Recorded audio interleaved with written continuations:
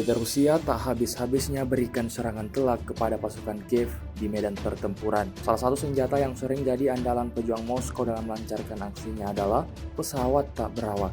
Terbukti lewat rekaman yang viral pada aplikasi perpesanan Telegram pada Selasa 27 Februari 2024. Pada unggahan tersebut, pasukan Putin tunjukkan aksi drone-nya saat gempur posisi pasukan Zelensky. Satu persatu titik pertahanan musuh tak dilewatkan UAV Rusia. Mulai dari bangunan rumah hingga parit berhasil diledakkan militer Rusia. Bahkan dalam keterangan unggahan dituliskan, "Selamat pagi Rusia, kami terus menghancurkan musuh dengan drone FPV." Imbasnya dapat dilihat dalam video, hanya kehancuran yang ada di pihak pejuang Ukraina. Sejak unggahan ini tersebar, beragam komentar dituliskan warganet.